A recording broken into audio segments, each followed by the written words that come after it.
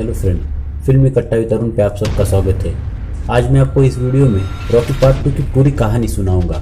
अगर आपने पार्ट 1 नहीं देखा है तो सबसे पहले पार्ट 1 देखिए, क्योंकि पार्ट 2 पार्ट 1 से पूरी तरीके से कनेक्ट है। पार्ट 1 का लिंक मैंने डिस्क्रिप्शन में दे रखा है। सबसे पहले उसे देखो, इसके बाद इस वीडियो को देखो। अगर आपको वीडियो पसंद आए तो इस वीडियो को लाइक और इस चैनल को सब्सक्राइब जरूर कीजिए। तो आपका ज़्यादा समय न लेते हुए लौटते हैं कहानी की ओर।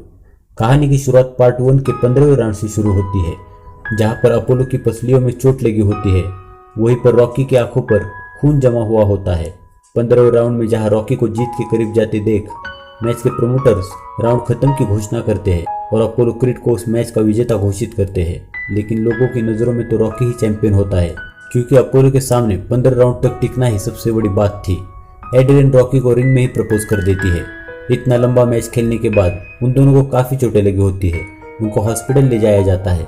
हॉस्पिटल के बाहर प्रेस वाले रॉकी को घेर कर मैच पर अपनी प्रतिक्रिया पूछ रहे होते हैं। तभी दूसरी ओर से अपोलो चिल्लाते हुए आता है और रॉकी से कह रहा होता है कि आज तक मेरे सामने इतनी देर कोई नहीं टिक पाया, तुम बहुत लकी हो। वो हॉस्पिटल में ही रॉकी को उकसाता है। वो उससे हॉस्पिटल में मैच खत्म करने का चैलेंज कर देता है। तभी एक रिपोर्टर अपोलो को कहता है कि आप तो मैच हार रहे थे, लेकिन प्रमोटर्स ने आपको बचा लिया। अपोलो रिपोर्टर से कहता है मैं इसे कहीं भी और कभी भी हरा सकता हूँ। अपोलो रिमैच की मांग करता है। रॉकी अपोलो से कहता है कि रिमैच की कोई बात ही नहीं हुई थी। अपोलो रॉकी से कहता है ये मैच तुम्हें फिर से खेलना होगा। रॉकी कहता है अब मैं रिटायर हो चुका हूँ। अपोलो कहता है मैंने तुम्हें पहली बार इतनी बड़ी स्टेज पे लड़ने का मौका दिया है, तुम इस रिमैच से भाग नहीं सकते। नोकझोंक बढ़ती देख उन दोनों को चेकिंग के लिए लिया जाता है। रॉकी की आंख के ऊपर बहुत चोट लगी होती है। मजे की बात तो ये होती है कि हॉस्पिटल में रॉकी और अपोलो का रूम एक दूसरे के बगल में होता है। रॉकी अपोलो को जाके पूछता है कि तुमने मुझसे पूरी ताकत से मुकाबला किया था क्या?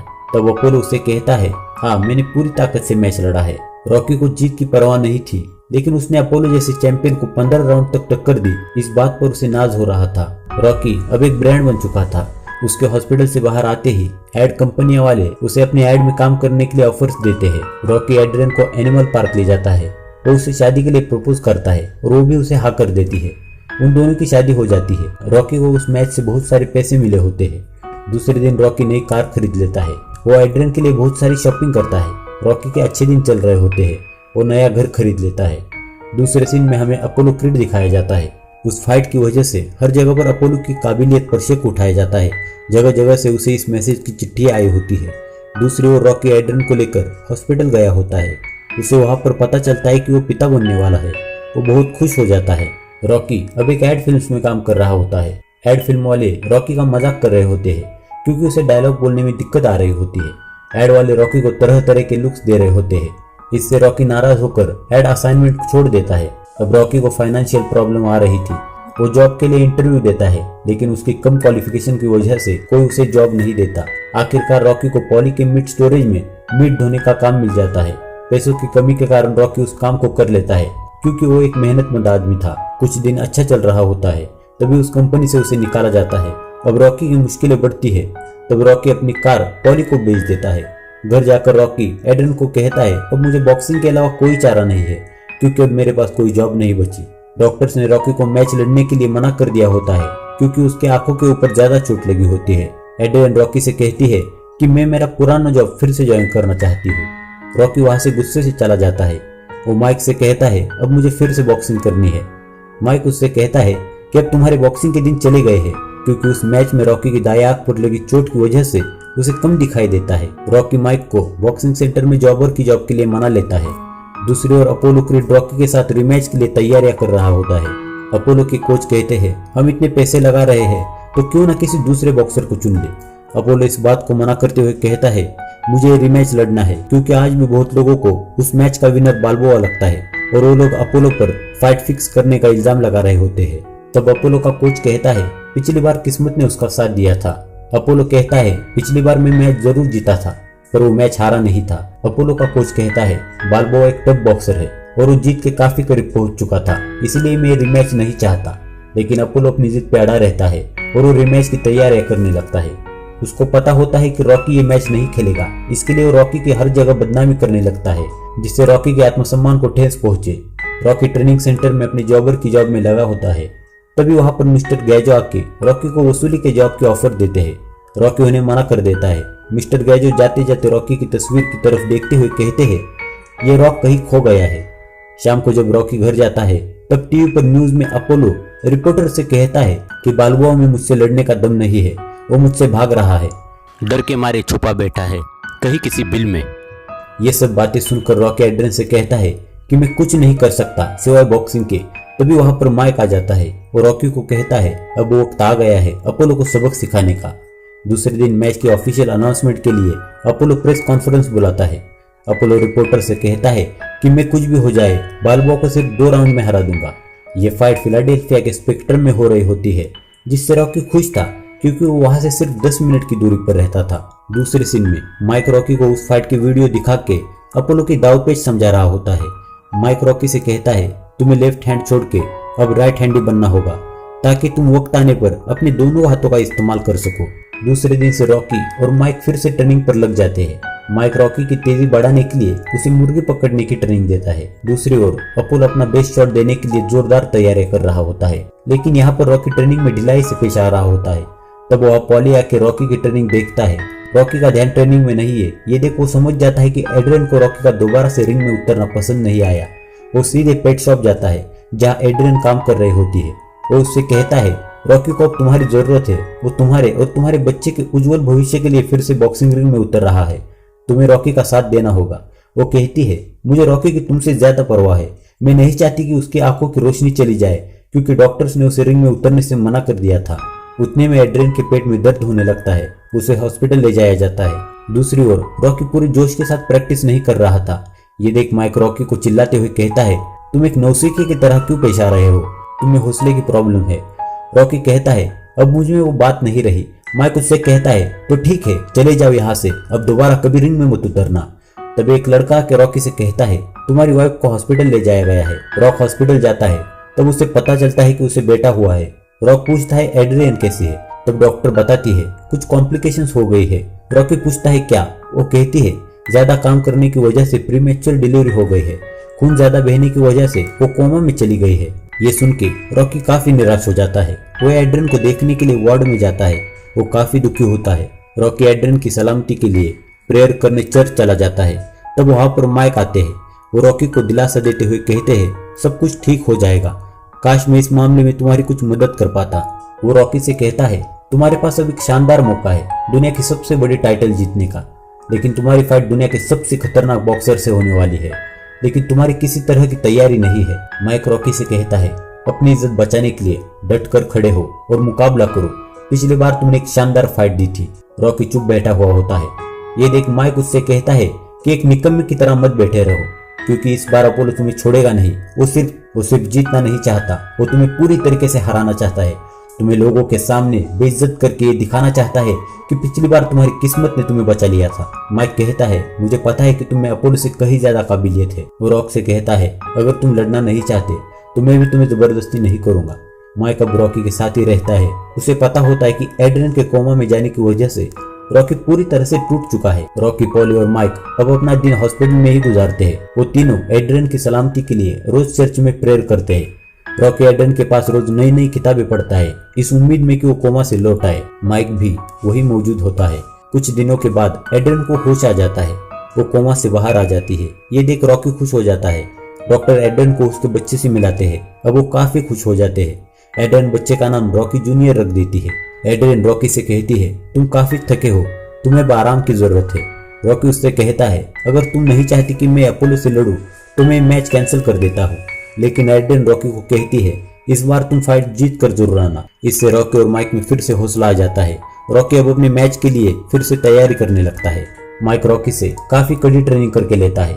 वो रॉकी की स्पीड, स्ट्रेंथ, स्टेमिना, स्टेबिलिटी पर हार्ड वर्क करते हैं। अब रॉकी के सामने सिर्फ एक ही टारगेट होता है, अपोलो को हराकर टाइटल जीत जाना। अब रॉकी पूरी तरीके से मैच के लिए तैयार हो जाता है। उस मैच को लेकर फिलाडेल्फिया के लोगों में काफी एक्साइटमेंट होती है, क्योंकि रॉकी उनका लोकल बॉय होता है और वो लोग उसे जीतते देखना चाहते थे। इसीलिए वो रॉकी को प्रोत्साहित करते हैं। अब हर जगह पर लोग रॉकी को बहुत सारा प्यार देते हैं। रॉकी बच्चों से लेकर बूढ़ों तक अपनी अलग ही छवि बनाए होता है।